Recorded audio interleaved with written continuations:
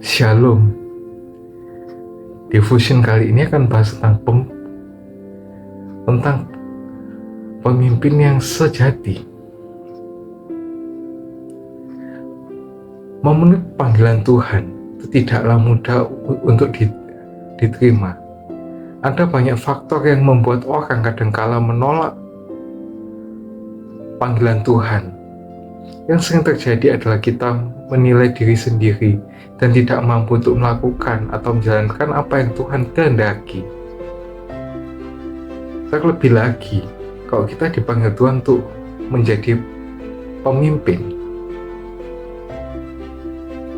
tapi ada juga karena keinginan, entah dengan motivasi yang benar atau tidak benar. Ada aja orang yang menginginkan menjadi hamba Tuhan seperti yang dikehendaki, biarpun bukan di tempat yang seharusnya dia melayani. Kali ini kita belajar bagaimana merespon panggilan Tuhan menjadi seorang pemimpin. Kita akan belajar dari Musa. Tuhan mengutus Musa di Keluaran 3 ayat 9-10, dan Musa sempat menolak. Melakukan kehendak Tuhan bukan berarti tidak ada tantangan. Tantangan selalu ada, tapi percayalah bahwa penyertaan Tuhan selalu ada buat kita. Dari sikap Musa, kita belajar menjadi pemimpin yang sejati. Apa sih itu pemimpin yang sejati itu? Adalah seseorang yang menjalankan hidupnya bermanfaat untuk sesamanya. Tidak hanya itu, pemimpin sejati tidak akan memandang kuasaannya, melainkan kesempatan yang dimiliki untuk melakukan sebuah perubahan. Ini beda ya, bukan bahas koalisi-koalisi itu ya, enggak. Beda ya ini.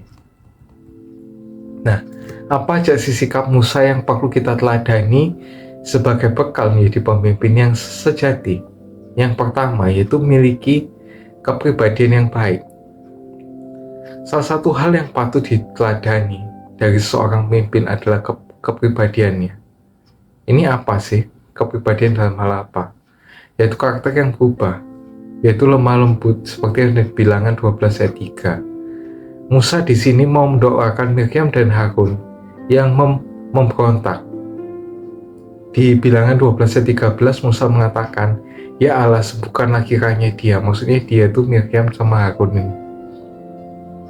Yang kedua itu menghormati orang tua. Yitro mengunjungi Musa dan Musa sujud kepadanya dan menciumnya, seperti yang dikeluarkan 18 ayat yang 7. Nah, ini maksudnya supaya apa? Di rumah sama di tempat layanan itu sama ya. Yang ketiga itu rendah hati, mau merendah diri kepada Tuhan, yaitu selalu melakukan apa yang Tuhan perintahkan, seperti yang ada dikeluarkan 19 ayat yang ke-9. Yang terakhir dari memiliki kepribadian yang baik itu adalah lebih suka hidup menderita karena Kristus daripada sementara menikmati kesenangan dari dosa, seperti yang ada di Ibrani 11 ayat 24 sampai ayat yang ke-26. Sikap yang kedua yang harus kita teladani dari Musa itu apa? Mau dinasihati, bukan didikte. Musa itu mau dinasihati oleh Yitro. Walaupun dia memang sih Yitro itu mertuanya, tapi Musa itu kan sebagai apa ya? Sebagai pemimpin, dia nggak mau gitu loh. Seharusnya kan kayak gitu, tapi Musa tetap menghormati Yitro dan mau dinasihati oleh Yitro, seperti yang dikeluarkan 18 ayat 19 sampai 24. Siapa ada masalah yang terjadi dalam anggotanya selalu diselesaikan atau dikonfirmasikan pada Musa. Masalah dalam anggota-anggota yang tidak dapat diselesaikan akibat kurang baik dalam organisasi atau gereja. Di sini kita tidak boleh membeda-bedakan orangnya. Sikap yang ketiga itu apa? mau menyiapkan kader dan menanyakan pada Tuhan pemimpin yang mana yang akan menggantikan. Di sini bukan mewakiskan ya. Mewakiskan tuh nggak selalu sama anak, tapi ke bestie kita itu juga bisa loh ya. Terkadang banyak loh pemimpin dipilih karena apa? Karena bestie dianggap apa? Hatinya sudah melekat kan, kayak gitu. Bukan ke orang lain yang dianggap bisa.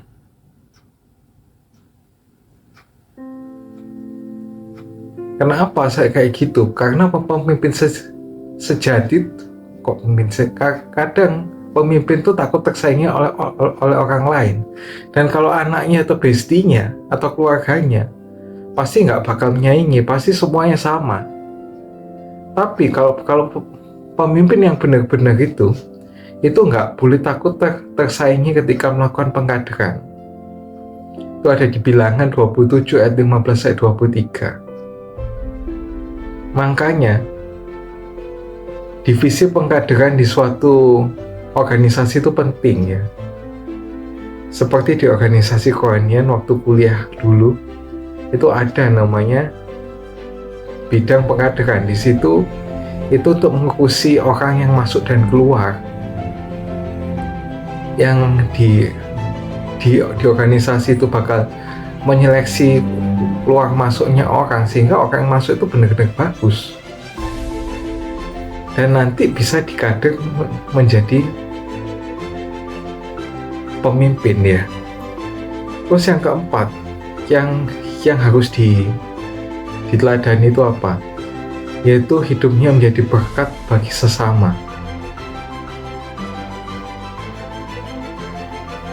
Kalau hidupnya menjadi berkat bagi sesama, pasti dicariin terus, atau bahkan kalau dia meninggal pasti ditangisi sampai berminggu-minggu, berbulan-bulan karena kematiannya itu. Itu ada di Ulangan 54 ayat 5 sampai 8. Itu tentang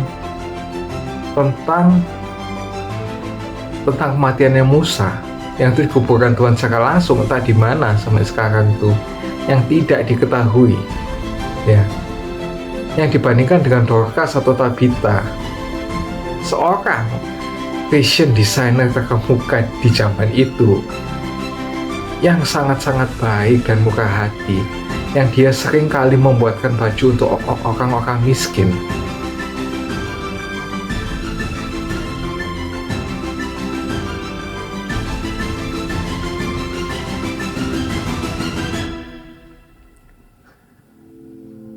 Sehingga kalau kematiannya pasti ditangisin. Bahkan banyak yang nunjukin ke Paulus ya, kalau nggak salah waktu itu ya, baju-baju yang dibuatin sama Dorcas itu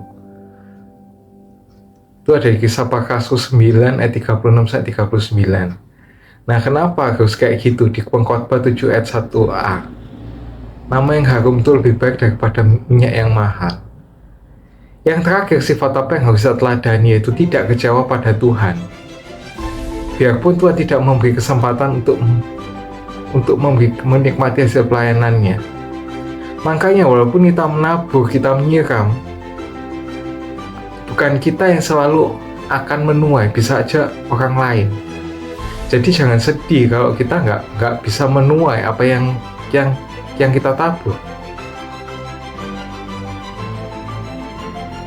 Itu ada di Bilangan 20 ayat 12 ayat 13 dan Ulangan 34 ayat yang keempat.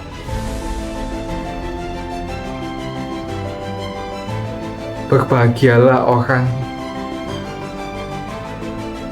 siapa orang yang membaca dan mendengar firman Tuhan, menyimpan dalam hati, merenungkannya dan melakukan dalam hidupnya. Ia sama seperti orang bijaksana yang mendirikan rumahnya di atas batu. Amin.